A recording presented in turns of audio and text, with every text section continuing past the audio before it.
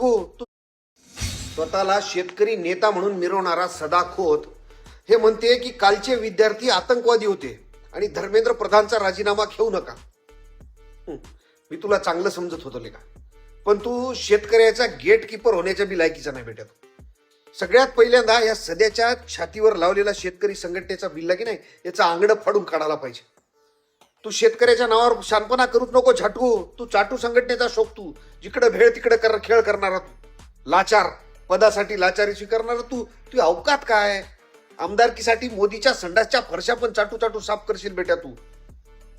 दिल्लीचे स्वप्न पडायला लागले काय? नाही, धर्मेंद्र प्रधानची कुल्फी चोखायला म्हणून म्हणलं. अरे ते पोलिस त्या पोरीच्या मागून दांडा खुपसत आहे, पोरीला तुडवत आहे. तिथं पोलिसांनी दगड भरून टिपर उभे केले, स्वतःच्या गाड्या स्वतःच फोडताय. पहिलेच काही फुटक्या गाड्या तिथं आणून उभ्या केल्या आणि त्या दाड्या वाढवलेले, कड घातलेले, धागे दोरे गुंडाळलेले, केस वाढवलेले, बिना नेम प्लेटचे स्वतःला पोलीस म्हणवणारे हे काय कोण होते? ते नवरे होते का? तुम्ही का जनतेला चुत्या समजता का बे? अबे निष्पाप लेकराला नव्हतं मारायला पाहिजे. लय मोठं पाप केलं बेट्या. आतंकवादी होते ना तर गोळ्या घालायच्या होत्या ना. धुपट करून दांडक्यानं आतंकवादी सोडतो का बे? येड्या फोकाचो. नाही पोरो, हे लोक लक्षात ठेवा. कोण कोण काय काय म्हणतं नाही लक्षात ठेवा. यांना आता दाखवून देऊ जशाला तसं. मी तर सोडणारच नाही.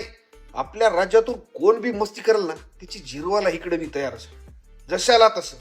तुम्ही फॉलो करून ठेवा आणि जास्तीत जास्त शेअर करा. देख लेंगे.